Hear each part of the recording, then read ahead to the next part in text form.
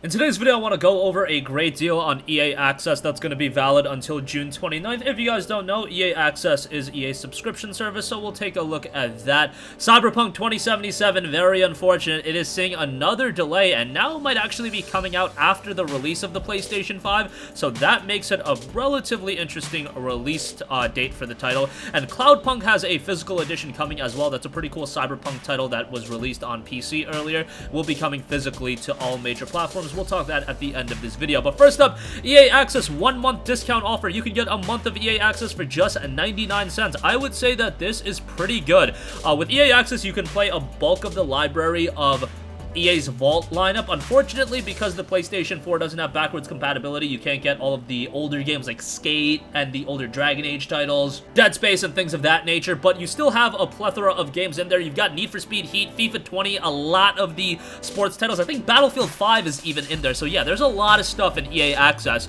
If you just want to spam that month and play a bunch of EA games and then cancel your subscription, don't think that's the worst idea in the world, given that a lot of those games are being discounted. But even if you buy them discounted, Battlefield 5 still goes for like $15, NFS Heat goes for like $25 to $30. Here, you just pay $1 and you can go through all the games and be on your merry way, and ultimately you can even re-up your subscription if you find value in it. You can get $30 for a year, or you can go month by month for $5 a month. Hint, hint, I would recommend you to go $30 for a year. Unfortunately, the EA Access Premier membership I don't believe is available on PlayStation 4. Hopefully that happens at some point. That is $15 a month or $100 a year, but you get access to every EA title right when they come out.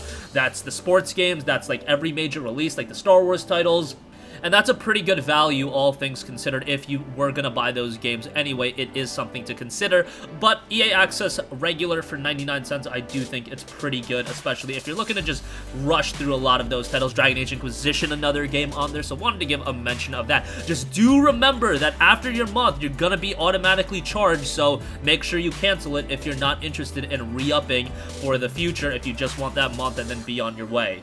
I think you can even, right away after signing up, you can cancel it there on the spot, and you'll just have it for the rest of that month period, so that's probably what I would recommend to do. Alright, moving on from that, very unfortunate news, Cyberpunk 2077 delayed to November 19th, so this was originally scheduled to come out in May, I believe May 19th, then it got pushed to September 17th, and now we have a November 19th release date, so this is super unfortunate. However, hey, we are in uncertain times. CD Projekt Red did say that Cyberpunk's development was progressing smoothly even through the quarantine. However, they put out a new post today saying, "We have decided to move the launch of Cyberpunk 2077 from September 17th to November 19th. Those of you who are familiar with the way we make games know that we won't ship something which is not ready. Ready when it's done. It's not just a phrase we say because it sounds right. It's something we live by even when we know we'll take the heat for it. At the same time, we are fully aware that making such a decision costs us your trust, and trading trust for additional time is one of the hardest decisions a game developer can make, and despite that we think it's the right decision for the game, we'd still like to apologize for making you wait longer. Our intention is to make Cyberpunk 2077 something that will stay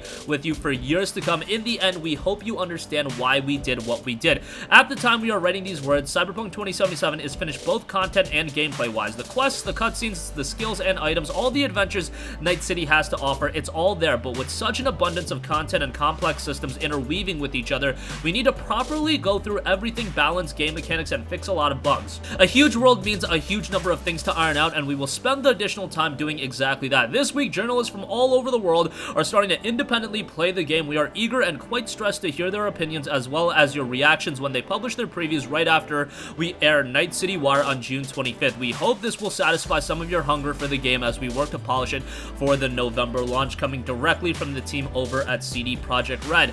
Now, you guys know how I feel about game delays. I am not in the same camp that a lot of people are that just blindly say, hey, just ship the game when it's ready. Just keep delaying games over and over again. It's all good. I would rather a broken game I would rather a finished game than a broken one. Look, everybody wants a finished game than a broken one. Don't get my words twisted right now, even though I'm twisting my words. But my idea has always been, I don't think game delays and then a game being finished, these things aren't mutually exclusive. You can adhere to a release date, you can announce a release date, which you can comfortably hit, and then not delay a game and then offer a finished product as well. I understand this is just a natural cause that is going to happen in gaming, especially with these incredibly ambitious projects. I try to not get as upset about it these days. I think everybody's in the same camp where they have an obscene backlog of games to play anyway, so really at the end of the day, are we really caring that much about this? If we're gonna get a better game with a 2-month delay, I think it's all good. It will be interesting though. November 19th, we'll probably put it after the release of the PlayStation 5. Is this still gonna be a PlayStation 4 game? Are they gonna upgrade it for PS5? A lot of questions with that. I think it would be very advantageous for CyberPunk 2077 to come out as a PlayStation 5 launch title. If they drop it on November 19th as well, that would be a pretty major launch game. I don't know what the ramifications of that is and how possible that is at this point. We don't got smart delivery like we do on Xbox Series X, so that is a little bit of an issue. Nevertheless, CyberPunk 2077 will probably be fantastic. It's by CDPR. You guys know how I feel about The Witcher 3, and hopefully it turns out to be just as good, if not a better game. Lastly, I do want to note, Cloudpunk Physical Edition has been announced, available in Standard and Signature Editions. Now, this actually came out on PC pretty recently, and it's a rather interesting title. It's more of a sci-fi futuristic cyberpunk experience, a neon noir story in a rain-drenched cyberpunk metropolis. It's your first night on the job working for the Cloudpunk delivery service. 2 rules: don't miss a delivery and don't ask what's in the package. So obviously this is a game that's a little bit lighter on the gameplay mechanics in terms of it being an action-heavy title. Definitely a game that is a little bit of more so taking in the scenery, exploring the world, and then just breathing in the atmosphere. There's a lot of cool elements in the game. I personally have not had a chance to play the PC version all too much, so I can't really make a judgment on that. But the physical edition coming out on PlayStation 4 is going to be a relatively cool release. I don't know if it's going to be one everybody's going to be rushing out to buy day one. It'll be $29.99 for the standard edition. Signature edition will be $44.99. PC version on download is $19.99, so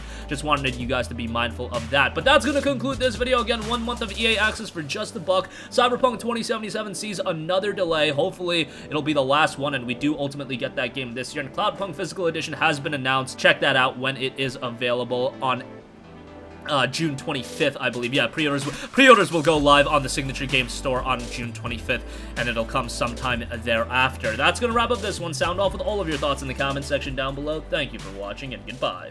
Hey guys, we hope you enjoyed the video, and if you did, make sure to hit the subscribe button, and if you're already subscribed, do us a favor and hit the bell icon. This way you'll be notified whenever we post a new video. That's the best way to keep up with all of our uploads, and we usually try to upload 2 videos a day. And with the bell icon hit, you'll be notified whenever we do upload a video. As always, thanks for watching.